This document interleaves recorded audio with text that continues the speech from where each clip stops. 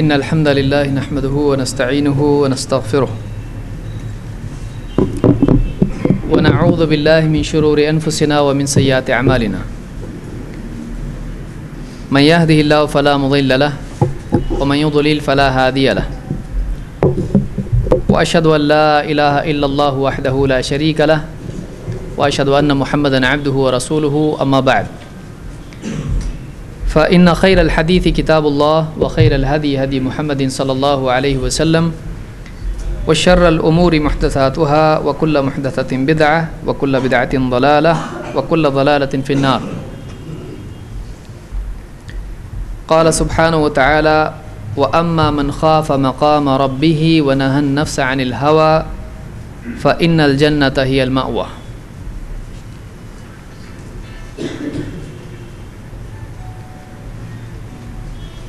میں سمجھتا ہوں کہ تمام لوگ یہاں اجتماع کے لیے بھی آئے ہیں اور استماع کے لیے بھی آئے ہیں. آئے جس لیے بھی ہوں لیکن یہاں آ کے اب اجتماع کا اور استماع کا ذہن بن گیا ہوگا میں سمجھتا ہوں.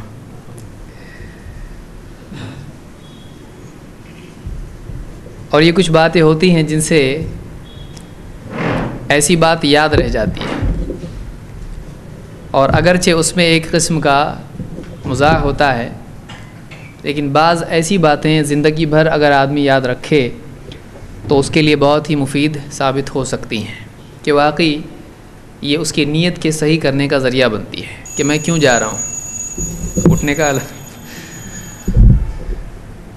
کہ کسی بھی اجتماع میں کسی بھی دینی مجلس میں ہم کیوں جاتے ہیں, وہاں ہمارے جانے کا مقصد کیا ہے. اگر انسان اپنے اعمال کے مقاصد پر غور کر لے تو اعمال میں اصلاح اور ان کی ترقی بہت آسان ہو جاتی ہے. اگر ایک آدمی جو عمل وہ کرنے جا رہا ہے اس عمل کے سلسلے میں ایک آدمی اپنے ذہن کو پہلے سے بنا لے, اپنے مقصد اپنی نیت پر غور کر لے, اپنی نیت کو صحیح کر لے, تو نہ صرف یہ کہ وہ عمل صحیح ہو جاتا ہے, اللہ کے نزدیک مقبول ہو جاتا ہے, بلکہ اس عمل میں مزید اور قوت پیدا ہو جاتی ہے. اس اعتبار سے ایک انسان کی سوچ اور اس کی نیت, اس کے ارادے, اس کے مقاصد, اس کی غرض و غایت, اس کے مطلوب تک پہنچنے کی نیت, بلکہ مطلوب کا انتخاب, وہ کیا چاہتا ہے, یہ خود اس کی اپنی قدر کو بڑھاتا ہے یا گھٹاتا ہے.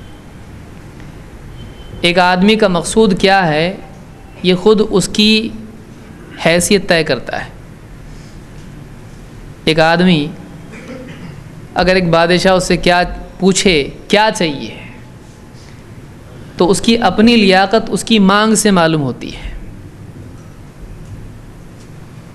اگر وہ ایسی چیز 2 روپیہ چاہیے 5 روپیہ چاہیے, اگر بادشاہ سے مانگے اس طرح سے کہ اس کی تو حیثیت یہ ہے, اور ایک آدمی کہے کہ مجھ کو آپ کا قرب چاہیے, تو مانگنے والا اس کا مطالبہ کیا ہے, اس کا مقصد کیا ہے, وہ کیا چاہتا ہے, وہ اپنا کلام, اپنا عمل, اپنی کوشش کس مقصد سے کر رہا ہے, اس کو چاہیے کیا, تو کیا چاہیے اس کی ویلیو طے کرتی ہے. کوئی آدمی اس کی چاہت, اس کا مقصود, اس کا مطلوب, اس کی اپنی حیثیت, اس کی اوقات طے کرتی ہے. لہٰذا اسلام میں نیت کا جو مقام ہے یہ اعمال سے اوپر ہے, بلکہ اعمال نیت کی بنیاد پر اجر پاتے ہیں, مقبول یا مردود قرار پاتے ہیں. ایک آدمی کی نیت کیسی ہے, اس کی نیت کے مطابق اس کو عمل یا تو قبول ہوگا یا رد ہوگا. پھر اس کی نیت کا لیول کتنا پاورفل ہے, واقعی اس کی نیت کتنی اعلیٰ اور عمدہ ہے, اس اعتبار سے اس کے عمل کا لیول بھی بڑھ جاتا ہے. چاہے وہ نماز ہو, چاہے وہ صدقات ہوں, چاہے وہ تلاوت ہو, چاہے وہ دین کے لیے کچھ کرنا ہو, کچھ بھی ہو, ہر عمل کے اعتبار سے انسان کا دل، جیسے آپ نے سنا ابھی، انسان کا دل اصل حیثیت رکھتا ہے۔ لہٰذا قرآن کریم میں اللہ نے فرمایا کہ یوم لا ينفع مال ولا بنون الا من اتى اللہ بقلب سلیم، قیامت کے دن مال اور اولاد کچھ کام نہیں آئیں گے، ہاں اگر کام آئے گا تو یہ کہ ایک آدمی اللہ کے پاس قلب سلیم لے کر جائے۔ قلب سلیم، سلیم سلامتی والا، قلب دل جو سلامت رہے، دل سلامت رہے ان تمام گندگیوں سے جو ایک بندے اور اللہ کے بیچ میں پردہ بن جاتی ہیں۔ جتنی آلائشیں ہیں، جتنی بھی گندگیاں ہیں، اخلاقی، ایمانی، عملی، یہ ساری گندگیاں ایک بندے کو اللہ تعالیٰ سے دور کرتی چلی جاتی ہیں، کیونکہ اللہ پاک ہے، اللہ پاک ہے، اللہ مقدس ہے۔ اس کے اسماء آپ دیکھیں گے، وقت نہیں اتنا، میں بہت مختصر بولنا چاہ رہا ہوں۔ اللہ تعالیٰ تمام خوبیوں والا ہے، وہ تمام عیوب سے پاک ہے، اور اس نے اپنے بندوں کو پاک رہنے کا حکم دیا ہے، ظاہری طور پر بھی اور باطنی طور پر بھی، باہر سے بھی اندر سے بھی۔ لہٰذا ہم نماز پڑھتے ہیں، ہم طہارت کی حالت میں حدث سے پاک ہو کر وضو اور غسل وغیرہ ساری چیزیں جو نماز کے لیے پاکی چاہیے، ہم نماز پڑھتے ہیں۔ اور یہ ظاہری پاکی کے ساتھ باطنی پاکی بھی ضروری ہے۔ ان اللہ یحب التوابین و یحب المتطہرین، اللہ تعالیٰ توبہ کرنے والوں سے محبت کرتا ہے، توبہ کرنے والوں کو پسند کرتا ہے۔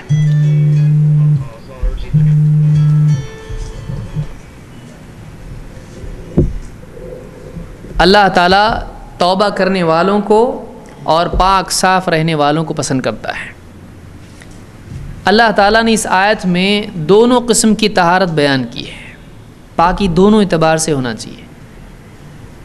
ہم ظاہری اعتبار سے پاکی اختیار کر لیتے ہیں، پیشاب سے پاکی ہے، غسل کر کے جنابت سے پاکی ہے، عورتیں حیض سے پاک ہوتی ہیں، ایک آدمی اپنے لباس کو پاک رکھتا ہے، گھر کو پاک رکھتا ہے۔ لیکن واقعی اگر پاکی ہے تو وہ پاکی ہونا چاہیے جو جسم کے ساتھ، جسم میں جو روح ہے، روح جب جسم سے نکلتی ہے تو وہ پاک ہونا چاہیے۔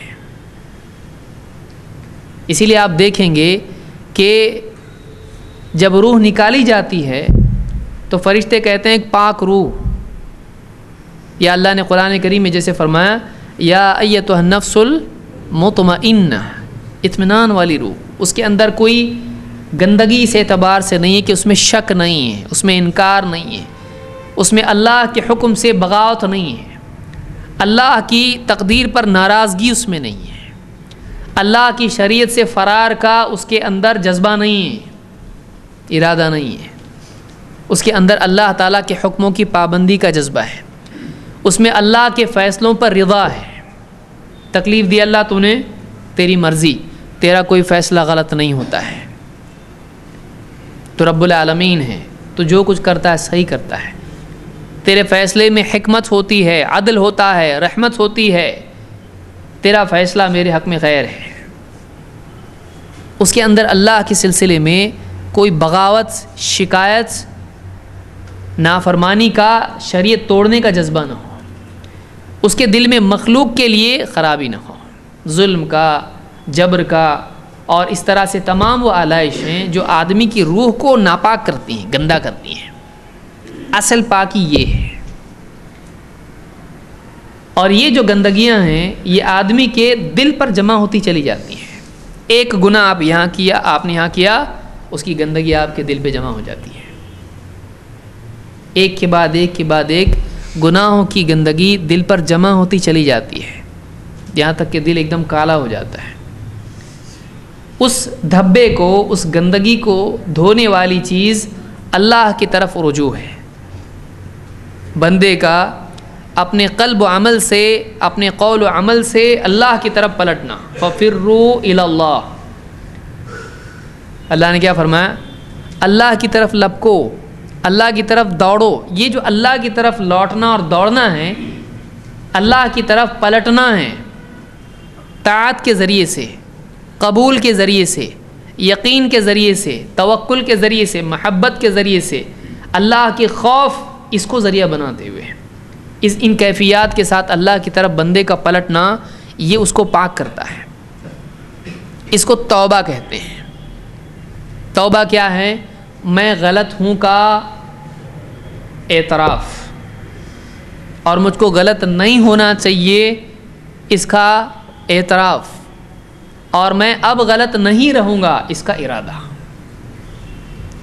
میں نے بہت برا کیا اس کا احساس. توبہ کیا ہے؟ اللہ معاف کر دے، ختم. توبہ ہے کہ بندے کا احساس، اللہ میں نے بہت غلط کیا، میں نے نہیں کرنا چاہیے تھا ایسا، اور یہ غلط ہے، اب میں نہیں کروں گا. یہ ساری چیز توبہ ہے. توبہ آدمی کو پاک کرتی ہے. اسی لیے اللہ نے قرآن کریم میں کیا فرمایا؟ ان اللہ یحب التوابین ویحب المتطہرین. دو قسم کی پاکی اللہ نے جمع کر دی ہے، ظاہری اور باطنی، کہ اللہ تعالیٰ توبہ کرنے والوں کو پسند کرتا ہے جو توبہ کے ذریعے سے اپنے اندر کو پاک کر لیتے ہیں، اور اللہ تعالیٰ طہارت کا اہتمام کرنے والے جو ظاہری اعتبار سے جسم، کپڑے اور ہر قسم کی گندگی سے اپنے آپ کو پاک کرتے رہتے ہیں، اللہ ان کو پسند کرتا ہے. دیکھیے، آپ مستقل پاک رہیں ایسا نہیں ہو سکتا ہے. ہو سکتا ہے یعنی اس اعتبار سے کہ آپ کے جسم سے گندگی خارج ہی نہ ہو، آپ پہ حدث کی حالت ہی نہ ہے، ایسا ہو سکتا ہے؟ آپ کھاؤ گے تو جاؤ گے. انسان کے ساتھ یہ جڑا ہوا ہے، انسان کو بنایا اللہ نے ایسا. لیکن اب ایک انسان کے جسم سے اس کے ساتھ آلائشوں کا رشتہ ہو گیا، اس کو صفائی کرنا ہے اس کی. یہ سادہ لیسن ہے جو جسم کے اعتبار سے آدمی جانتا ہے، روح اور قلب کے اعتبار سے کیوں نہیں جانتا ہے. آپ کے بدن میں گندگی لگ گئی، آپ کیا کرو گے؟ کوئی بات نہیں بھائی، انسان ایسی گندا پیدا ہوا ہے، چلتا ہے، فوراً آدمی صاف کرے گا. ایک آدمی کے اپنی دوسرے کی چھوٹی سے چھوٹی بچہ پیشاب کرتے فوراً صاف نہیں چاہیے. گناہ کی آلائش، گناہ کی گندگی بھی اسی طرح سے صاف ہونا چاہیے. ان اللہ یحب التواب، اسی لیے اللہ نے توبہ کو پہلے رکھا. دیکھیے قرآن میں تقدیم و تاخیر جو ہوتی ہے، آگے پیچھے، پہلے کیا بعد میں کیا، اس سے بھی کئی مقامات پر عام طور سے اہمیت کس کی زیادہ ہے معلوم ہوتی ہے. کبھی تقدیم و تاخیر ترتیب کے لیے ہوتی ہے، کبھی اہمیت کے لیے ہوتی ہے. جیسے ان الصفا والمروہ من شعائر اللہ، اللہ نے کہا ترتیب کے لیے، وہ دونوں اہم ہیں لیکن ترتیب ضروری ہے یہاں پہ. کبھی تقدیم و تاخیر ہوتی ہے، ایک چیز زیادہ اہم ہے اور باقی اس کے تابع ہے. اس اعتبار سے الا الذین آمنوا وعملوا الصالحات آپ کو سب طرف ملے گا. عقیدے کی اہمیت عمل سے زیادہ ہے. تو ان اللہ یحب التوابین ویحب المتطہرین، اللہ تعالیٰ توبہ کرنے والوں کو پسند کرتا ہے، اور اللہ تعالیٰ پاک رہنے والوں کو جسمانی اعتبار سے اللہ ان کو پسند کرتا ہے. جسمانی اعتبار سے آدمی کے جسم سے گندگی خارج ہوتی ہے، یہ ہماری حقیقت ہے، چاہے ہم اس کو پسند کریں یا نہ کریں. یہ یاد رکھنا آدمی میں گھمنڈ پیدا نہیں کرتا ہے. اور انسان کے جسم میں چلتے پھرتے، راستوں میں چلنا، گھر میں اٹھنا بیٹھنا وغیرہ وغیرہ، اس کے بدن کو، اس کے کپڑوں کو گندگی لگ جاتی ہے. اس کے بعد وہ کیا کرتا ہے؟ اس کے بعد وہ اس کو صاف کرتا ہے. کوئی آدمی ایسے گندے کپڑے لے کے نکاح میں جائے گا کسی کے؟ نہیں. کوئی آدمی اسی طرح سے گندے کپڑے پہن کے مسجد میں آتا ہے؟ نہیں. کیا وہ یہ پسند کرتا ہے کہ گندی روح کے ساتھ اللہ کے سامنے جائے؟ کیونکہ مرنے کے بعد جسم کہاں رہے گا؟ اس کو قبر میں دفن کیا گیا، فرشتے کیا لے کے جاتے ہیں؟ فرشتے اس کی روح لے کے جاتے ہیں۔ اب وہ ساری گندگیاں جو گناہوں کی ہیں اس کی روح کے ساتھ جڑی ہوئی ہیں۔ اب یا تو وہ پاک ہو کے جائے یا وہ گندا ہو کے جائے۔ وہ انسان جو بندوں سے ملاقات کے لیے اتنا خیال رکھتا ہے، صفائی ستھرائی، اچھا لباس، کپڑے ایک دم اس کو پریس کیا ہوا اور ایک دم کیا نئی بن سور کے ایک دم دوسرے کی نکاح میں جا رہا ہے، وہ آدمی اللہ رب العالمین سے ملنے کے لیے جا رہا ہے، کیسی تیاری اس کی ہونا چاہیے، کتنا صاف ستھرا اس کو ہو کے جانا چاہیے اللہ کے پاس۔ وہ صفائی وہ اصل صفائی ہے، توبہ، اللہ کی طرف رجوع، اللہ سے تعلق، اللہ کی طرف دل کا لپکنا۔ اسی لیے حدیث میں اللہ کے نبی صلی اللہ علیہ وسلم فرماتے ہیں جو بندہ آخری وقت میں اللہ سے ملنا پسند کرتا ہے اللہ اس سے ملنا پسند کرتا ہے، اور جو اللہ سے ملاقات کو ناپسند کرتا ہے اللہ اس سے بھی ملنا پسند نہیں کرتا ہے، اللہ بھی پسند نہیں کرتا ہے۔ اور ایسا کیوں ہوتا ہے کہ وہ پسند نہیں کرتا ہے؟ بندہ کیوں پسند نہیں کرے گا اللہ سے ملنا؟ گناہوں کی وجہ سے، توبہ نہ کرنے کی وجہ سے جب روح یہاں پہنچ جاتی ہے حلق تک اور توبہ کا موقع نہیں رہتا ہے، وہ ساری گندگیاں جو اس کے ساتھ ہوتی ہیں گناہوں کی، اب وہ ناپسند کرتا ہے کہ اس حال میں کیسے ملوں اللہ سے جا کے۔ وہ اللہ سے ملنا کیونکہ مجرم ہے اور اپنے رب اپنے مالک کے سامنے جانا ہے، وہ گناہ اس کو اللہ سے ملاقات کو ناپسند اس کو کرتے ہیں۔ ان گناہوں کا اثر یہ ہوتا ہے کہ وہ اللہ سے ملنے کو ناپسند کرتا ہے۔ لیکن مومن جو تائب ہو، خائف ہو، متقی ہو، اللہ کی طرف متوجہ ہونے والا ہو، وہ بندہ جب موت آتی ہے اس کی روح نکلنے کی کوشش کرتی جسم سے، کب نکل جائے دنیا سے، گندی سڑی ہوئی دنیا ہے، اللہ کے پاس جانا چاہتا ہے۔ کیوں؟ اس لیے کہ اللہ کے پاس اس کے لیے کیا نہیں ہے ابھی، یہ گھٹیا ہے، اتنی گھٹیا دنیا، آخرت اس کے مقابلے میں کتنی اعلیٰ ہے۔ وہ تو یہ بس ہو گیا ابھی ختم، ابھی نہیں رہنے کا اپنے کو، یہاں نکلو یہاں سے۔ لیکن جس کا دل دنیا میں اٹکا ہوا ہو، جس کے دل میں ایمان کی رونق نہ ہو، جس کے دل میں آخرت کا استحضار نہ ہو، جو آخرت کی نعمتوں سے لذت کا اپنے دل میں احساس رکھتا نہ ہو، دنیا ہی دنیا ہے اس کے سامنے، جس کا دل یہاں کی لذتوں میں پھنسا ہوا ہے، اس کی روح ادھیڑ کے نکالی جاتی ہے۔ ویسی جو یہاں پھنسا ہوا ہے اس کو نکالنا پڑے گا جب یہاں سے تکلیف ہوگی کہ نہیں ہوگی۔ جتنا یہاں پھنسا ہوا ہوتا ہے دنیا میں اتنا نکلنے میں تکلیف ہوتی ہے اس کو، کیونکہ وہ دنیا چھوڑنا نہیں چاہتا ہے، ایک تو دنیا کی لذتوں کی وجہ سے اور دوسرا احساس جرم کی وجہ سے، لہٰذا اس کو موت کے وقت میں کافی تکلیف ہوتی ہے۔ اللہ ہم سب کی حفاظت فرمائے۔ دنیا سے آدمی کو چاہیے کہ وہ پاک صاف ہو کر جائے، اور بہت بڑا، آپ کو غسل کرنے کو کتنی دیر لگتی ہے؟ آپ کو غسل کرنے کے لیے بہت دیر لگتی ہے، کسی کو 15 منٹ لگتے ہیں، کسی کو آدھا گھنٹہ لگتا ہے، کسی کو اگر گنگنانا ہو تو اور زیادہ لگتا ہے۔ لیکن روحانی غسل کے لیے کتنی دیر لگتی ہے؟ اے اللہ میرے سے بہت بڑی غلطی ہو گئی، معاف کر دیں۔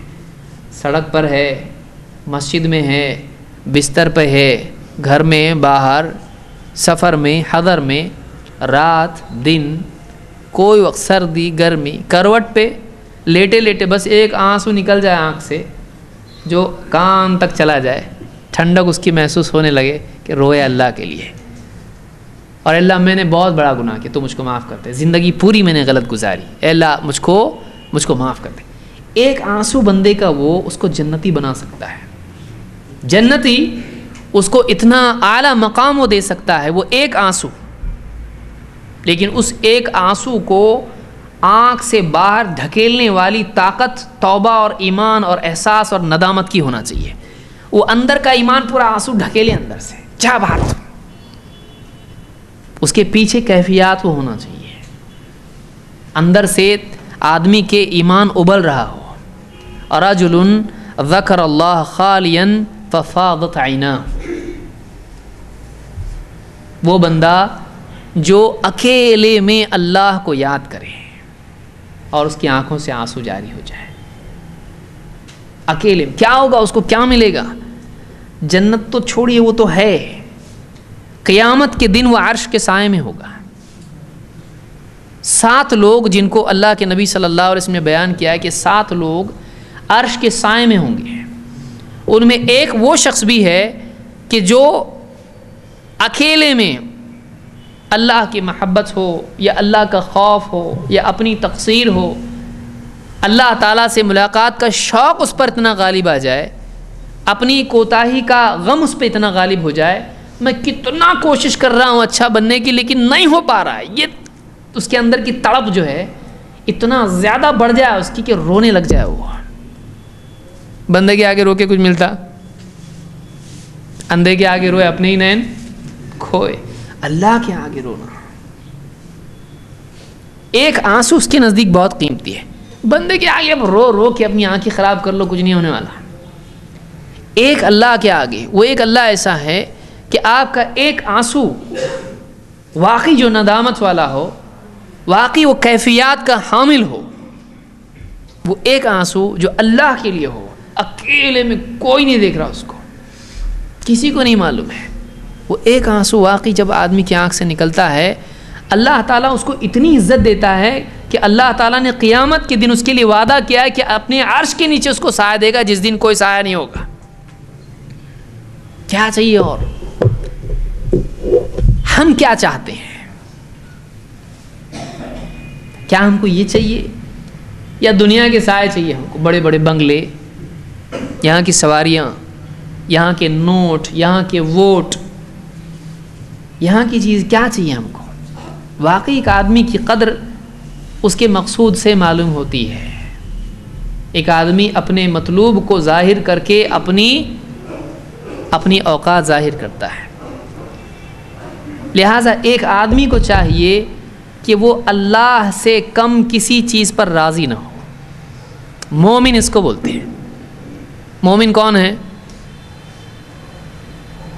مومن وہ ہے جو اللہ سے کم کسی چیز پر راضی نہ ہو. آپ دیکھیے قرآن کریم میں اللہ تعالیٰ نے بتایا کہ کچھ بندے ایسے ہیں وَيُطْعِمُونَ الطَّعَامَ عَلَى حُبِّهِ مِسْكِينًا وَيَتِيمًا وَأَسِيرًا إِنَّمَا نُطْعِمُكُمْ لِوَجْهِ اللَّهِ لَا نُرِيدُ مِنْكُمْ جَزَاءً وَلَا شُكُورًا وَيُؤْثِرُونَ عَلَى أَنفُسِهِمْ وَلَوْ كَانَ بِهِمْ خَصَاصَةٌ. کچھ بندوں کی تعریف اللہ نے قرآن کریم میں بیان کی. ان کا مقصود کیا ہے؟ وہ کھلاتے ہیں. وَيُطْعِمُونَ الطَّعَامَ عَلَى حُبِّهِ، کھانے مال کی محبت کے باوجود. ایسا نہیں کہ ان کو محبت نہیں ہے، ان کو ضرورت نہیں ہے، اس کے باوجود.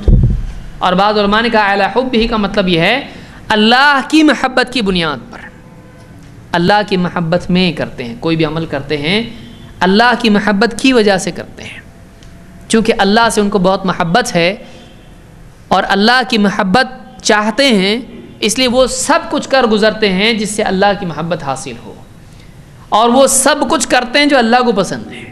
علی حبہ، اگر بیٹھیں گے سمجھانے بہت لمبا وقت جائے گا. علی حبہ، اللہ کی محبت پر.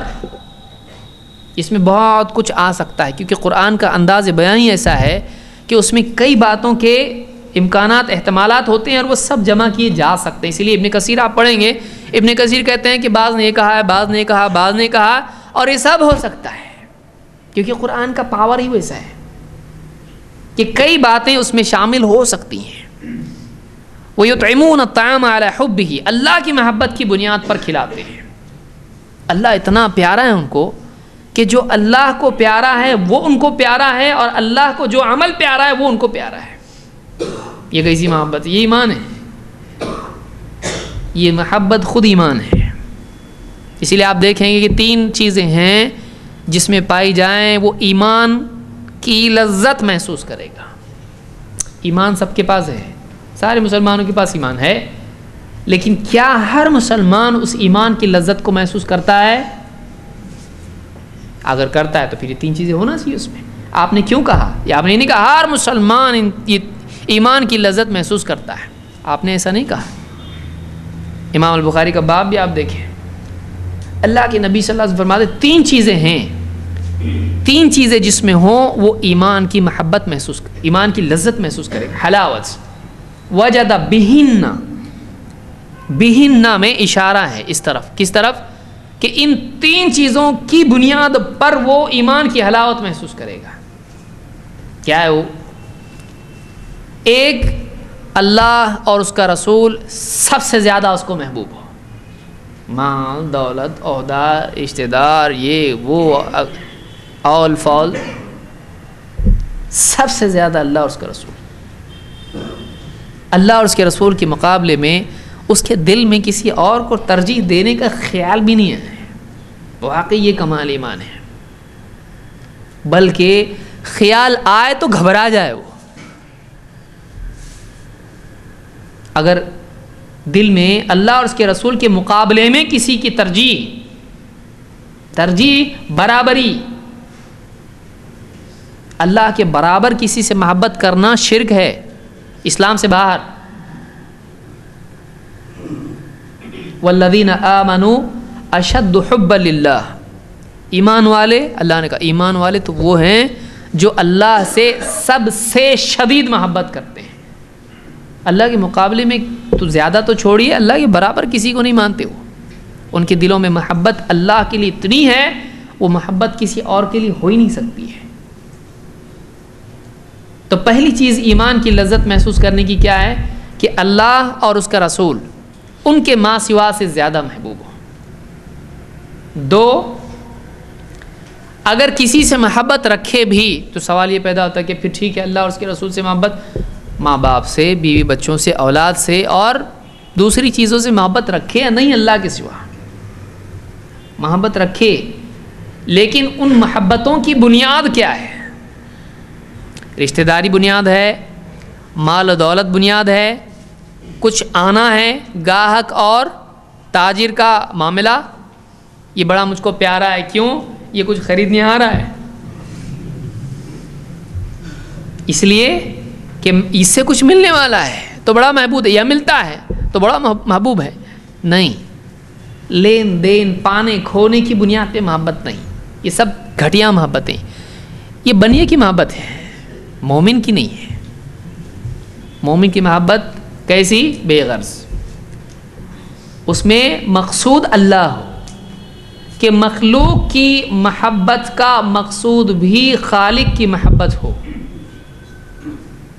مخلوق کی محبت کی بنیاد بھی خالق کی محبت ہو. کسی سے محبت کرے اللہ کی بنیاد پر محبت کرے، کلمے کی بنیاد پر، ایمان کی بنیاد پر، دین کی بنیاد پر، اللہ اور اس سے رسول سے تعلق کی بنیاد پر.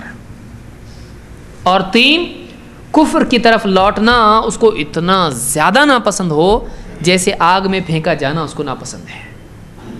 کسی سے کہیں آئیے آپ کو آگ میں پھینکتے ہیں، آئیں گے آپ؟ دونوں ہاتھ پاؤں پکڑیں گے تو چلائے گا بچاؤ بچاؤ، اور پوری طاقت لگائے گا، کاٹے گا اگر ہاتھ پاؤں پکڑے ہوئے ہیں تو، ہے کہ نہیں؟ کاٹے گا نہیں، کاٹیں گے آپ لوگ، ہم سب. کوئی پکڑ کے آگ میں ڈالنا شروع کرے کیا کریں گے؟ کفر کی طرف، کفر کے راستے کی طرف، کفر کے وسائل کی طرف جانے کو اتنا ناپسند کرے جیسے آگ میں پھینکے جانے کو. یعنی اس کو احساس ایسا ہو کہ جیسے آگ میں ڈالے جانے سے رونگٹے کھڑے ہو جاتے ہیں، آگ میں جانا کتنا بھیانک ہے، کفر کا خیال ہی اس کو ایسا ہونے لگے. یہ 3 چیزیں جس میں پائی جائیں، یہ 3 چیزیں جس میں ہوں، اللہ کے نبی صلی اللہ علیہ وسلم فرماتے ہیں وجد بہن حلاوت الایمان، وہ ان 3 چیزوں کی بنیاد پر ایمان کی محبت، ایمان کی حلاوت محسوس کرے گا. حلاوت کس کو بولتے ہیں؟ مٹھاس. معلوم ہوا کہ ایمان میں بھی لذت ہے، اور وہ آخرت میں محسوس ہوتی ہے دنیا میں، کیونکہ عمل دنیا میں کر رہا ہے تو اس کی لذت بھی دنیا میں محسوس ہوتی ہے. معلوم ہوا ایمان دنیا میں بھی اجر دیتا ہے. ایمان کا نتیجہ دنیا میں اندر کے سکون سے محسوس ہوتا ہے. لذت محسوس ہوتی ایمان کی اس کو. لیکن یہ سب کو محسوس ہوتی ہے نہیں. جس کی زندگی میں ایمان اس لیول کو پہنچ چکا ہو, جس کی زندگی میں دینی غیرت اور اللہ کی رضا کے تابع ہونا, بے نفسی اس میں اتنی غالب آ چکی ہو, اس کے مزاج میں مقصود اللہ کا مقصود ہو. سوچئے اس کے نزدیک مقصود کیا ہو؟ جو اللہ کا مقصود ہے. اللہ جو بندے سے چاہتا ہے وہ وہی چاہنے لگے. اللہ کی چاہت اس کے قلب و عمل میں نافذ ہونے لگے. اس کی مرضیات اللہ کی مرضیات کے تابع ہو جائیں, تب جا کے یہ چیز پیدا ہوتی ہے. تب جا کے اس کو اندر کے اندر ایمان کی لذت محسوس ہونے لگتی ہے, مٹھاس. پھل میں لذت ہوتی ہے. ہاں, آپ کو کیا کرنا پڑتا ہے؟ پھل کو دیکھ کے چبا کے آپ جب اس کو نگلتے ہیں آپ کو اندر کتنا اچھا لگا. آپ افطار کیے نا, کتنا اچھا لگا آپ کو. آدمی جب بھوکا ہوتا ہے اس کے بعد کچھ کھاتا ہے اور کھائی ہوئی چیز لذت والی ہو, نور علی نور, آنکھ میں بھی نور آ جاتا ہے, ایک دم سب صحیح دکھائی دینے لگتا ہے. لذت محسوس ہوتی ہے پھل کی. لیکن اگر ایک آدمی بیمار ہے, اس کو آپ مٹھائی دو, پھل دو, کڑوا لگ رہا. ارے کڑوا نہیں ہے, تیرا منہ کڑوا ہے, پھل کڑوا نہیں ہے, تیرا منہ کڑوا ہے. کیوں؟ بیماری تیرے جسم میں اتنی زیادہ سرایت کر چکی ہے کہ اس کا اثر تیری زبان پر آ چکا ہے. بیماری کا اثر انسان کی زبان پہ آ گیا ہے. وہ جگہ جو پھل کی, غذا کی لذت کے حاصل کرنے کی یا لذت اٹھانے کی ہے, بیماری کا اثر زبان تک آ گیا ہے. اس لیے تجھ کو پھل لذیذ ہے, ہم کو کتنا اچھا لگ رہا, پھل میٹھا لگ رہا نا, کتنا, میرے کو نہیں لگ رہا. تو بازو بیٹھا ہوا کھاتا کہ نہیں دوا خانے میں؟ اور وہ تو میں تو اتنا سب نہیں کھا سکتا. کھا, تو کھا. جو بازو میں رہتا دوا خانے میں, اس کے نگہبان, اس کا, تو یہ تو بیمار ہے, تو مت کھا, میں کھاتا. گھر سے ڈبہ نہیں آیا, یہ کیا ہے, کھا. تو لذت اس کو محسوس ہوتی, اس کو نہیں. کیوں؟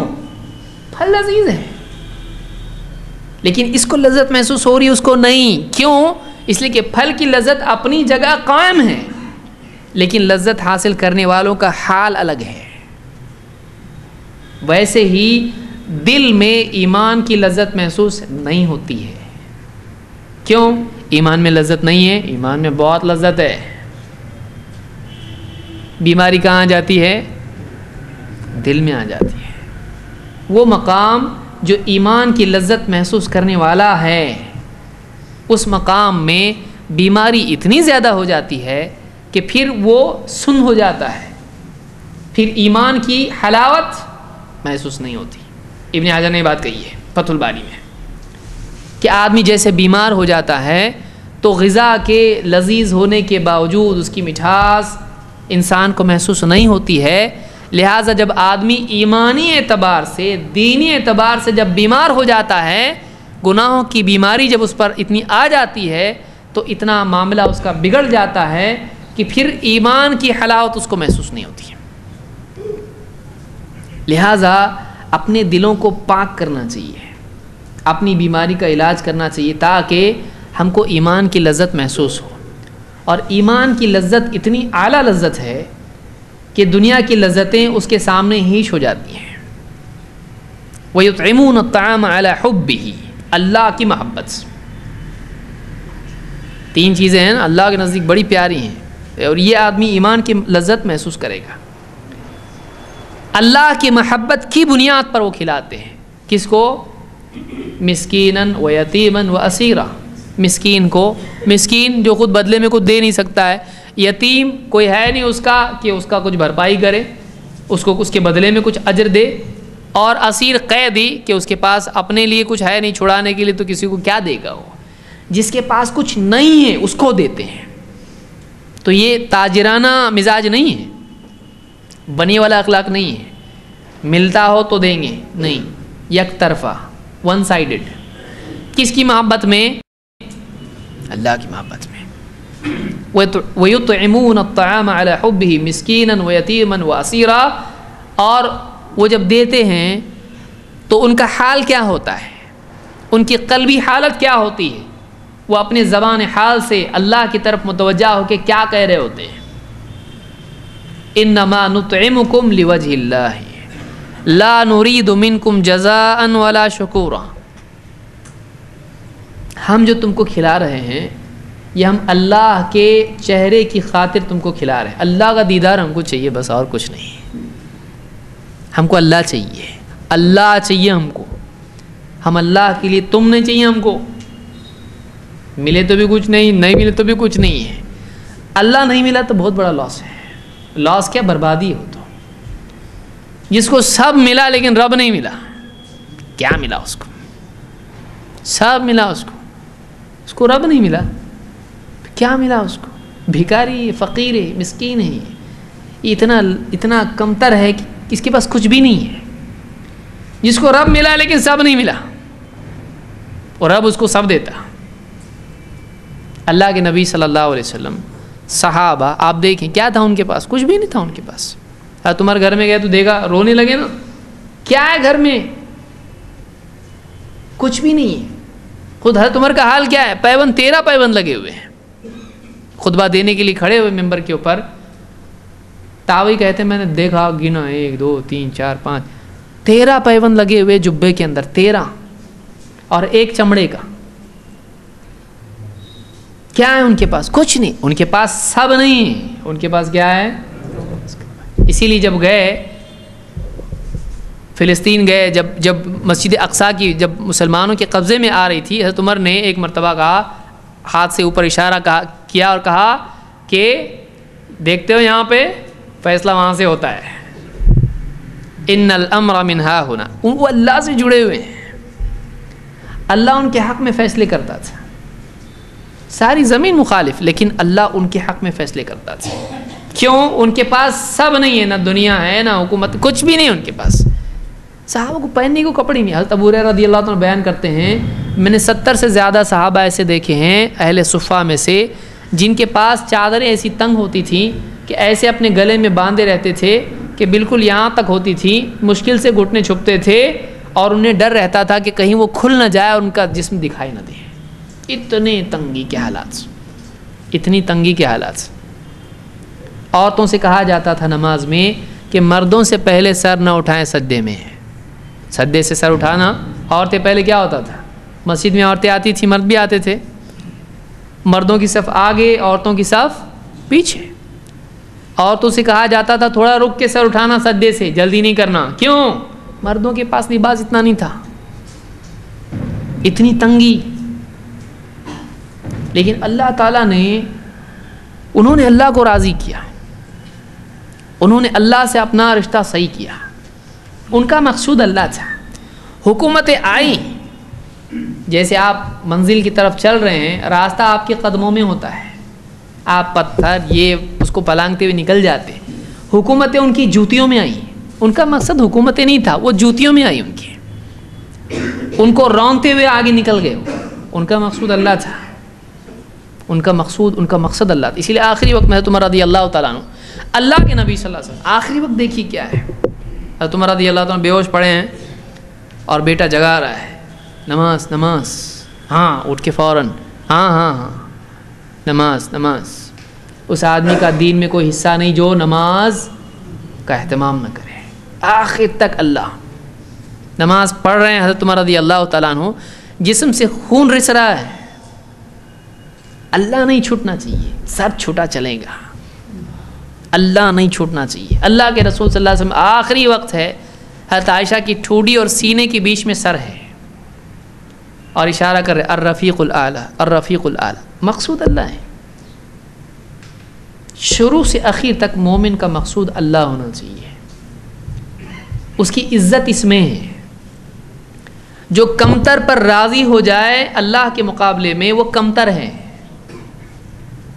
جو اللہ ہی پر راضی ہو سکتا ہے، اللہ کے سوا نہیں، ہم کو اللہ ہی چاہیے، ہم کو اللہ چاہیے، ہم کو یہ وہ دے کے نہیں چلے گا، ہم کو اللہ چاہیے، یہ خود اعلیٰ ہے، آدمی کے اعلیٰ ہونے کی علامت یہ ہے کہ وہ اعلیٰ کو چاہتا ہے، اسی لیے سجدے میں سب سے قرب کی جگہ ہے۔ سجدہ اللہ سے سب سے قریب ہے، اس میں آدمی زبان سے کیا بول رہا ہے؟ سبحان ربی الاعلیٰ، اس میں اللہ کو یاد کر رہا ہو، میرا رب جو سب سے اعلیٰ ہے، پاک ہے وہ ذات، تمام خوبیوں والا، سب سے اعلیٰ۔ مقصود اس کا ہر حال میں اللہ ہونا چاہیے۔ اس لیے ابن قیم رحمۃ اللہ علیہ فرماتے ہیں قیمت المرء ہمتہ، کتنا چھوٹا جملہ ہے، کیا ہے اس کے اندر؟ قیمت المرء ہمتہ، ایک آدمی کی قیمت اس کے مقصود سے معلوم ہوتی ہے کہ کیا چاہتے، تیرے کو کیا چاہیے۔ جب منہ کھولتا ہے تو سمجھ میں آتا ہے کہ اس کی اوقات کیا ہے، کیا چاہیے اس کو۔ مومن کی زبان سے مقصود کیا ہونا چاہیے؟ انما نطعمکم لوجہ اللہ لا نرید منکم جزاء ولا شکورا، ہم تم سے جزا نہیں چاہتے، بدلہ نہیں چاہتے، ہم شکریہ بھی نہیں چاہتے، نہ مادی نفع چاہتے ہیں کہ کچھ دو بدلے میں، نہ زبانی شکریہ چاہتے ہیں، ہم کو کچھ بھی نہیں چاہیے۔ تو مقصود مطلوب مخلوق نہ ہو بلکہ کون ہو؟ خالق ہو، اللہ رب العالمین ہو۔ ایک آدمی کا مقصود اللہ ہونا چاہیے، اس کے سوا اور کوئی نہیں۔ ابن قیم رحمۃ اللہ علیہ فرماتے ہیں للعبد رب هو ملاقیہ وبیت هو ساکنہ فینبغی له ان یسترضی ربہ قبل لقائہ ویعمر بیتہ قبل انتقالہ الیہ۔ اپنی کتاب الفوائد میں کہتے ہیں کہ بندے کا ایک رب ہے جس سے اس کو ایک دن ملنا ہی ملنا ہے، اور ایک گھر ہے جس میں اس کو رہنا ہے کہ نہیں؟ اچھا گھر ہے یا برا گھر ہے؟ اور ایک رب ہے، قیامت کے دن تو ملنا ہی ملنا ہے اللہ سے، بھاگ نہیں سکتا ہے، اس کو اللہ سے ملاقات کرنا ہی ہے۔ تو کہتے ہیں کہ بندے کا ایک رب ہے جس سے اس کو ملنا ہی ملنا ہے، اور ایک گھر ہے جس میں اس کو رہنا ہے۔ تو کہتے ہیں بندے کے لیے مناسب یہی ہے کہ وہ اس کی ملاقات سے پہلے اس کو راضی کر لے۔ اللہ سے ملنا ہے نا، ملنا تو ہے ہی، بھاگنا تو ہے نہیں، کدھر بھاگ سکتا ہے اللہ سے؟ ایک دن ملنا ہی ہے، ایسے حال میں ملے کہ وہ راضی رہے۔ ناراض کر کے مل رہا ہے تو کیا مصیبت آ جائے گی پھر۔ ایسے حال میں ملنا چاہیے کہ وہ راضی ہو، یعنی مرنے سے پہلے، اس کے ملنے سے پہلے اس کو راضی کر لیں۔ دیکھ موقع ملا ہے تجھ کو اس کو راضی کرنے کا، ٹائم نکل جائے گا۔ اگر وہ راضی نہیں ہوا اور پھر تو اس سے ملا، سزا دے گا۔ بندے کو چاہیے کہ اس سے ملنے سے پہلے اس کو راضی کر لے۔ وَيُعَمِّرْ بَيْتَهُ قَبْلَ انتقالہ الیہ، اور اپنے گھر کو اچھی طرح سے بسا لے، سجا لے اس کی طرف جانے سے پہلے۔ یہاں جو آدمی عمل کرتا ہے اس عمل کے، اس زندگی کے مطابق وہاں اس کی جنت بنتی ہے، وہاں اس کا گھر بنتا ہے۔ اچھا عمل، برا عمل، جیسا یہاں وہ جیتا ہے وہاں اس لیول کی زندگی اس کو وہاں ملے گی۔ تو یہاں رہ کے اپنا سب سیٹ کر، وہاں پہ وقت ضائع مت کر۔ کہتے ہیں اضاعۃ الوقت اشد من الموت لأن اضاعۃ الوقت تقطعك عن اللہ والدار الآخرہ والموت يقطعك عن الدنیا۔ کہتے ہیں وقت کا برباد کرنا، زندگی جو ملی ہے، موقع جو ملا ہے، اس کا برباد کرنا موت سے زیادہ سنگین ہے، موت سے زیادہ خطرناک ہے۔ موت اتنی خطرناک نہیں ہے۔ آپ سوچیں گے ایسا کیسا بول رہی ہے؟ کہتے ہیں کہ وقت کا ضائع کرنا، جو زندگی میں جو وقت ملا ہے، اب کوئی آدمی لاجیکلی سوچے گا تو بولے گا ایسا کیسا ہوتا؟ موت پوری زندگی ختم ہو رہی، اور تھوڑا وقت کوئی آدمی ضائع کر رہا، پوری زندگی تھوڑی ختم ہو رہی۔ تو کہہ رہے نہیں، ابن قیم کیا کہہ رہے ہیں؟ ابن قیم کہتے ہیں ایسا نہیں ہے، معاملہ الٹا ہے۔ وقت جو ملا ہے اس وقت کا ضائع کرنا، غلط چیزوں میں اس کو لگانا، ایسی چیزوں میں لگانا جو اللہ سے تعلق نہیں رکھتی ہیں، برباد کرنا اس کو۔ وقت کا ضائع کرنا موت سے بھی زیادہ ڈینجر ہے، موت سے زیادہ خطرناک ہے، زیادہ سنگین ہے۔ اشد من الموت، کیوں؟ آپ بولیں وجہ کیا ہے اس کی؟ ایسا کیسا ہوتا ہے؟ کہتے ہیں کہ وقت کا ضائع کرنا تجھ کو اللہ سے کاٹتا ہے، آخرت سے کاٹتا ہے، لیکن موت تجھ کو صرف دنیا سے کاٹتی ہے۔ موت آئے گی کیا ہوگا؟ دنیا سے کٹ گئے، دنیا سے دور ہو گئے۔ لیکن زندگی کا برباد کرنا، غلط کاموں میں لگانا کس سے دور کرتا ہے؟ اللہ سے، آخرت سے، جنت سے دور کرتا ہے۔ تو کہتے وقت کا ضائع کرنا یہ آدمی کو اللہ اور آخرت سے دور کرتا ہے، جنت سے دور کرتا ہے۔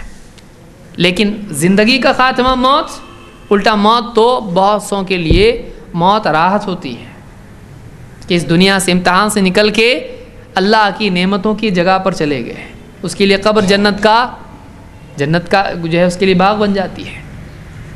تو لہٰذا زندگی کو ضائع نہیں کرنا چاہیے، وقت کو، موقع کو ضائع نہیں کرنا چاہیے۔ توبہ اور نیک اعمال کے ذریعے سے اپنی زندگی کا صحیح مصرف تلاش کرنا چاہیے۔ کہتے ہیں اعظم الربح فی الدنیا ان تشغل نفسک کل وقت بما هو اولی بها وانفع لها من معادها فی معادها۔ کہتے ہیں کہ سب سے بڑا اگر پروفٹ اگر دیکھنا ہے، بزنس میں کیا ہوتا ہے؟ پروفٹ ہوتا ہے یا لاس ہوتا ہے؟ اور دنیا کا کون سا عقل مند تاجر ہے جو بولے مجھ کو پروفٹ نہیں چاہیے، سب لوگ پروفٹ چاہتے ہیں، مجھ کو لاس چاہیے؟ ایسا کوئی تاجر آپ کو ملا؟ ایسا تاجر کوئی ایک آدمی، مٹی بیچنے والا تاجر ایسا ملا آپ کو؟ دنیا میں کوئی آدمی تاجر ہے، وہ مٹی بیچ رہا ہے، اس تاجر سے آپ کو پوچھئے تجھ کو پروفٹ چاہیے کہ تجھ کو لاس چاہیے، وہ کیا بولے گا؟ جواب کیا ہوگا اس کا؟ وہ پہلے آپ کو دیکھے گا اس کا صحیح ہے کہ نہیں۔ یہ کوئی پوچھنے کا سوال ہے؟ پروفٹ چاہیے کہ لاس چاہیے؟ کوئی تجارت میں پاگل ہوں جو تجارت کر رہا ہوں؟ بولے نہیں، میں اس لیے پوچھ رہا ہوں کیونکہ تم مٹی بیچ رہا ہے۔ ارے مٹی بیچو یا کچھ بھی بیچو، تاجر کیا چاہتا ہے؟ پروفٹ۔ یہ یونیورسل رول ہے، یہ گولڈن رول ہے، اس میں کوئی چینج نہیں ہوگا۔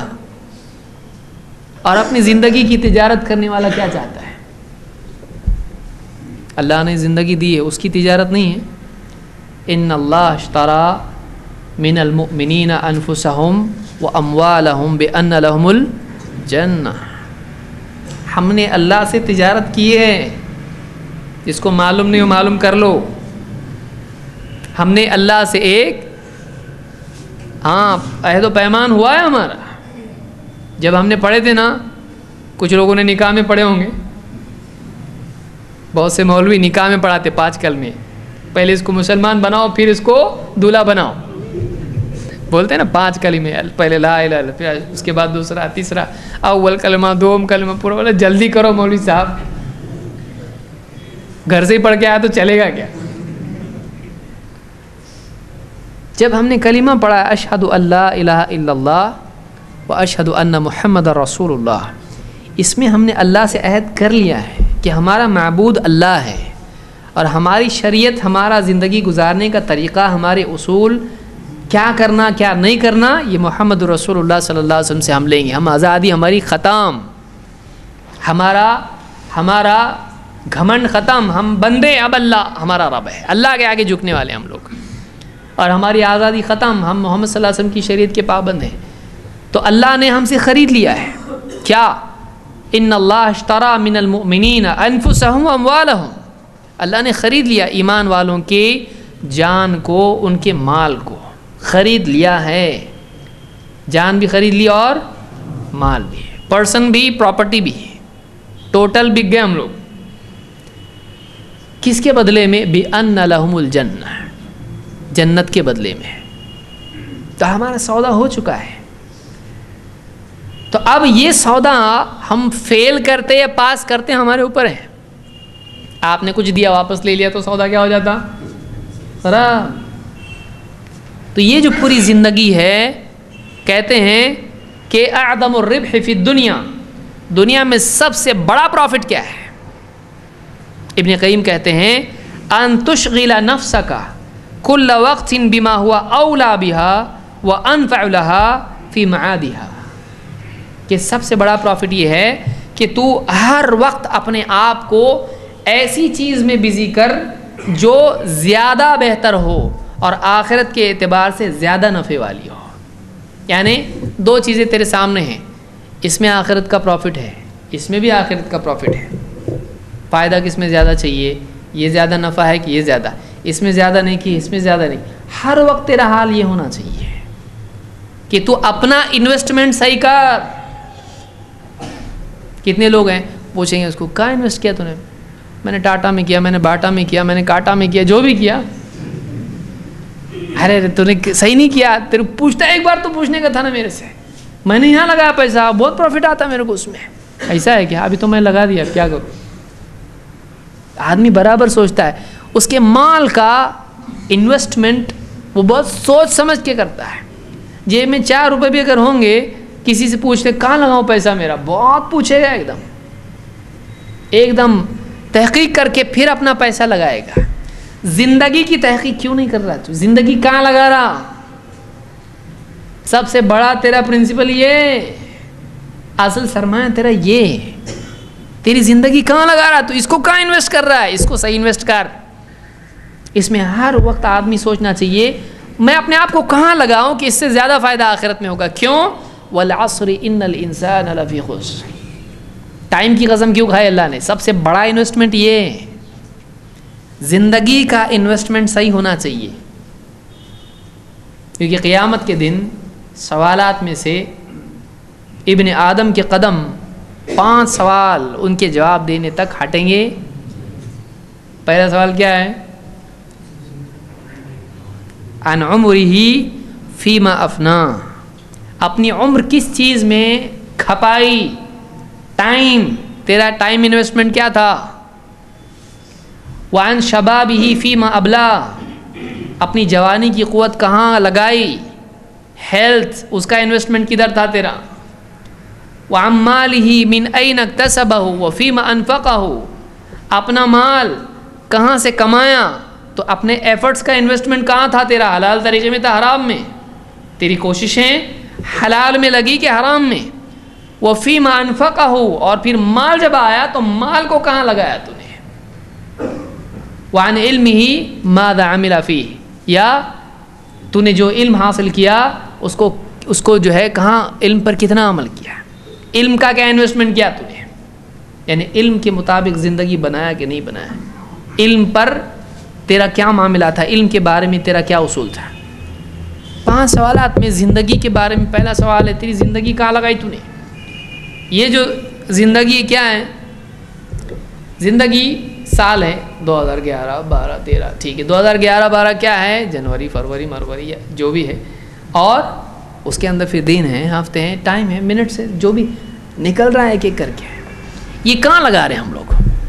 ہم سے پوچھا جائے گا تو نے کہاں لگایا، یہ وقت تیرا کہاں لگا ہے.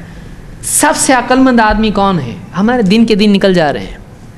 نہ ایمان کے اعتبار سے ترقی ہے کہ کل جو میرا ایمان کا مقام تھا، جو اللہ سے محبت تھی، بڑی کہ نہیں. نعمتیں بڑی اور محبت نہیں بڑی، شرم آنا چاہیے. کل جتنی نعمتیں اللہ کی لیا تھا کل تک، آج نعمتیں بڑی یا نہیں بڑی؟ اللہ نے آج اور نعمتیں دیا تو تیرا شکر بھی بڑھنا چاہیے تھا نا، تیری محبت بھی بڑھنا چاہیے تھا. نعمتیں لینے میں تو رک رہا نہیں اور شکر دینے میں رک رہا، ایسا کیوں؟ تیری محبت بھی تو بڑھنا چاہیے، دل میں شکر بھی تو بڑھنا چاہیے، اللہ کی عظمت بھی تو بڑھنا چاہیے. تیرا تجربہ بڑھ رہا ہے تو اللہ سے قرب کیوں نہیں مل رہا ہے تجھ کو؟ اللہ کا خوف کیوں نہیں آ رہا زندگی میں تیری؟ دنیا میں زلزلے آ رہے ہیں، طوفان آ رہے ہیں، تیرا ڈر کیوں نہیں بڑھ رہا اللہ کا؟ عبرت کیوں نہیں بڑھ رہی؟ تجربہ کیوں نہیں بڑھ رہا؟ اللہ کے بارے میں تیرا علم کیوں نہیں بڑھ رہا؟ تیری زندگی میں تیری عمر بڑھ رہی ہے، تیرا بڑھاپا قریب آ رہا ہے، تیری موت قریب آ رہی ہے، قبر قریب آ رہی ہے، فرشتے انتظار میں ہیں، ملک الموت انتظار میں ہیں، وقت اس کا آ رہا ہے. حکم ملے گا جا کے لے آؤں گا اس کو، میں کسی کی نہیں سنوں گا. بیوی روئے گی روئے، بچے بلک بلک کے روئیں گے، مجھ کو کیا مطلب ہے؟ اللہ کا حکم ہے، لانا ہے، ختم، جانا ہے اس کو. اور یہاں کا رونا، گھر والوں کا رونا اس کی مغفرت میں دخل دیتا ہے. گھر والے بہت روئے، کیا ہوا؟ جنت میں جائے گا؟ نہیں، بلکہ بعض اوقات ان کے رونے سے اس کو عذاب ہوتا ہے اگر اس نے شریعت سکھایا نہیں ہے تو. جب وہ چلا چلا کے روتے ہیں تو اگر دین اس نے نہیں سکھایا ہے، تلقین نہیں کی ہے، اس لیے بہت سارے صحابہ آخری وقت میں کہتے تھے مجھ پر چلا کے رونا نہیں، دل آنکھوں سے آنسو بہنا الگ بات ہے، چلا کے رونا نہیں، میرے آگے آگ نہ جائے، یوں نہ ہو. آخری وقت میں صحابہ بولتے تھے ان کے رونے سے اس کی جنت بننے والی نہیں ہے. اور چھوٹے بچے ہیں، بیوی ابھی 1 سال ہی ہوا نکاح کے لیے، نکاح ہو گیا 1 سال ہوا، اب ایک بچہ ہے، گود میں بچہ ہے، وہ بھی اس سے ملک الموت رکتا نہیں ہے. اس کے لیے وہ کافی سبب نہیں ہے رکنے کے لیے، نہ اللہ اس کے لیے رکتا ہے، اس کا وقت ہے، نکل جائے گا. وہ بڑھاپا، جوانی، بچپن، ماں کے پیٹ میں بچہ مرتا ہے، اللہ جب حکم دے گا موت آنے والی ہے. یہ جو ملا ہوا ٹائم ہے غنیمت ہے. کسی کو آج کا دن ملا ہے کل نہیں ملنے والا ہے. آپ بتائیے دنیا میں کتنے لوگ ہیں جن کو کل ملنے والا نہیں ہے. سوچیے اگر ان میں سے ہم ہوں تو کبھی سوچتے ایسا ہم لوگ کل تو میں رہوں گا نا، کل تو میں رہوں گا. نہیں معلوم کس کو ہے رہوں گا، کیونکہ جتنے نہیں رہے ان کو بھی معلوم تھا کہ ہم کل رہنے والے ہیں. آج سوچئے کہ آج جو سورج نکلا ہے، کتنے لوگ اس امید سے اپنے گھروں سے نکلے تھے کہ شام کو بیوی نے کہا تھا دیکھیے شام کو آتے وقت میں یہ لے آنا، یہ لانا، وہ لانا. بچے نے کہا تھا میرے لیے یہ لے کر آؤ. وہ گھر پہ کچھ لے کے نہیں گئے، لوگ ان کو لے کے گئے. ان کا جنازہ ہوا کہ نہیں ہوا؟ کتنے دنیا کا کون سا ملک ہے جس میں واقعہ نہیں ہوا ہے؟ کون سا ملک ہے جس میں ایسا نہیں ہوا؟ جتنے لوگ جیتے ہیں ان میں سے ہر یہ سمجھ کے چلتا ہے کہ میں کل رہوں گا، لیکن بہت افسوس ہوتا ہے کہ وہ نہیں رہتا ہے. ہم بھی ان میں سے اگر رہے تو فائدہ کیا ہے؟ کہ جس کو معلوم ہے، جس کو موت کے پار معلوم ہے، وہ پھر بے ہوش جیے، بے فکر جیے، فائدہ کیا ہے زندگی کا؟ اس سارے علم کا فائدہ کیا ہے؟ اس سارے ایمان کا فائدہ کیا ہے جب ایک آدمی کو واقعی اللہ سے جوڑتا نہیں ہے، واقعی اس کو آخرت کی طرف لے جاتا نہیں ہے؟ اس ساری معلومات کا کیا فائدہ پھر؟ ایک آدمی کو چاہیے کہ وہ اپنی زندگی کا صحیح مصرف تلاش کرے. میرا 1 منٹ بھی غلط نہیں جانا چاہیے. کیوں؟ اس لیے کہ اگر 1 منٹ فرعون کو ملتا جنتی بنتا کہ نہیں بنتا؟ اگر پہلے ہی 1 منٹ پہلے عذاب دیکھ لینے سے پہلے توبہ کر لیتا تو اللہ معاف نہیں کرتا اس کو؟ اللہ سب کو معاف کرتا ہے. لیکن اس نے کب توبہ کیا؟ سب دیکھنے کے بعد. الآن اب نہیں، سب دیکھنے کے بعد نہیں. سب دیکھنے کے بعد بندہ اللہ سے کہ اللہ میں نے دیکھا، معاف کر دے، میرے سے بہت غلطی ہوئی، اب دنیا چھوڑ دیا میں نے. چھوڑ تو دیا تو، ابھی تو چھوڑا نہیں، تجھ سے چھڑائی گئی ہے دنیا، تجھ سے دنیا چھینی گئی ہے. تو نے خود کہاں چھوڑا؟ تجھ کو تو وہاں سے ہم کھینچ کے لائے ہیں، تجھ کو تو دنیا سے ہم وہاں سے ہم تجھ کو گھسیٹ کے لائے ہیں آخرت میں. اب تو چھوڑتا ہے، تو چھوڑ چکا. اب تیرا کچھ بھی نہیں ہے. اب تیرا وہ ہے جو تو نے آگے بھیجا تھا. اب تیرا ذکر، تیری نماز، تیری تلاوت، تیرے اخلاق، تیرا دین، تیرا ایمان، تیرا تعلق، اب وہ کام آئے گا. وہ گیا اب سب دنیا، سب وہاں دیکھ، سب چھین رہے، جھپٹ رہے آپس میں اس کے لیے. اولاد لڑ رہی، بیوی لڑ رہی، کیس ہو رہے، کیا نہیں، مار پیٹ ہو رہی، دھوکے ہو رہے، چیٹنگ ہو رہی، جھوٹ ہو رہا، سب ہو رہا تیرے پیچھے. پر تیرا یہاں ہے، تیری نیکیاں، تیرا ایمان، اب تیرا وہ کام آنے، وہ کچھ نہیں کام آتا تیرے. ہمارا انویسٹمنٹ ہماری اپنی زندگی ہے، ہماری اپنی صلاحیتیں ہیں، ہمارا علم، ہمارا عمل. ایک حدیث کسی کو معلوم ہے، کسی کی زندگی ایک حدیث بدل سکتی ہے. ابھی کچھ دن پہلے، 2-4 دن پہلے، ہمارے ایک بھائی ہوں گے میرے خیال سے یہاں پہ، وہ کچھ خواتین جا رہی تھیں، درگاہ پہ جا رہی تھیں. وہ کہاں سے پکڑ، میں پوچھا، مجھ سے ملا بھی نہیں اب تک. میں وہ پکڑ کے لائے ان کو، گھر پہ آئے، وہ بیٹھے. اب جاننا پہچان، میں تو سمجھا معلوم نہیں کون ہے یہ لوگ، کیا ہے، کیونکہ کیسے کیسے لوگ آتے ہیں، ڈینجر لوگ آتے ہیں. تو گھر میں نے اہلیہ سے کہا جب بات کرو ان سے، دیکھو کیا. وہ بھی سوچی کیا ہے، کیا ہو رہا ہے. یہ آ کے بیٹھی، 2-4 بات ہوئی.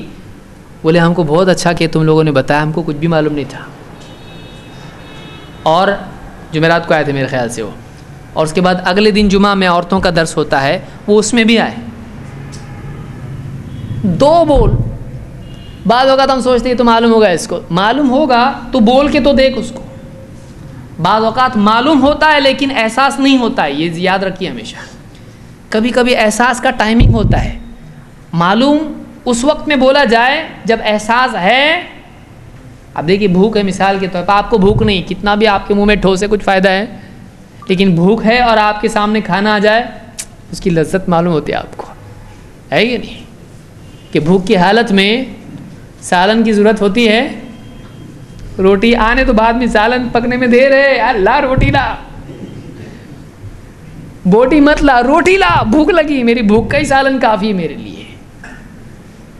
کبھی بھوک کے اوقات ہوتے ہیں، کبھی آدمی کے دل میں طلب کے اوقات ہوتے ہیں، اس وقت اس کو علمی غذا دی جائے اس کا فائدہ بہت زیادہ ہوتا ہے. حالانکہ بعض اوقات وہی بات اس کو معلوم ہوتی ہے لیکن کوئی دھکا دینے والا چاہیے ہوتا ہے. ہم کیا کرتے ہیں؟ ہم سست پڑے ہوئے ہیں، مردار پڑے ہوئے ہیں، ہم کام نہیں کرتے ہیں. باہر دور کی بات، گھروں میں کام نہیں کرتے ہیں، رشتہ داروں میں، دوست احباب میں کام نہیں کرتے. کام کرنے کی ضرورت ہے. معلوم نہیں ہمارے ایک جملے سے کس کی زندگی بدل جائے اور اس پر ہم کو کیا اجر ملے. اور بیچارہ وہ آدمی جو جہنم کی طرف جا رہا تھا، آپ کے ایک جملے سے اگر جنت کی طرف جاتا ہے، اس سے زیادہ اچھا آپ کیا کر سکتے ہیں؟ ایک آدمی ہے، اس کو دورہ پڑ رہا ہے اور آپ کے سامنے دوا رکھی ہوئی ہے، آپ اس کو دے سکتے ہیں، اس کو کھلانے سے صحیح ہو جائے گا وہ. اور آپ بیٹھے ہوئے ہیں، اس کے گھر والے آئیں گے اس کو دیں گے، میرا کام تھوڑی ہے. آپ کیا کر رہے ہیں؟ اللہ کے یہاں پوچھ ہو سکتی ہے. اپنی زندگی کا صحیح مصرف تلاش کرنا، زندگی اس سے زیادہ اعلیٰ ہے کہ اللہ اور آخرت سے کم تر چیز میں اس کو صرف کیا جائے. اس جملے کو یاد رکھیے. زندگی بہت قیمتی ہے، جس چیز میں ہم اس کو لگا رہے ہیں وہ گھٹیا ہے، اور واقعی جس چیز میں لگانا چاہیے اللہ اور آخرت سے کم تر میں نہیں لگانا چاہیے زندگی کو. اور دنیا میں بھی لگانا ہے تو اللہ کی وجہ سے لگانا ہے. اللہ نے ہم کو دنیا حرام کیا ہے، کھاؤ مت پیو مت، ہے ایسا؟ کھاؤ پیو، وَكُلُوا وَاشْرَبُوا وَلَا تُسْرِفُوا. کھاؤ پیو، حد پار مت کرو، حد پار مت کرو کسی بھی چیز میں. لہٰذا زندگی کو غنیمت جانے. جو لوگ آج دنیا میں مر گئے ان کی توبہ کا موقع چھن گیا. ہمارا باقی ہے، ہمارا باقی ابھی بھی ہے. ابھی بھی ہم کو ٹائم ہے کہ ہم توبہ کریں، اللہ سے اللہ کی طرف رجوع کریں. کتنے لوگ دنیا سے چلے گئے، نیکیاں اتنی نہیں تھیں ان کی جتنے گناہ ہیں.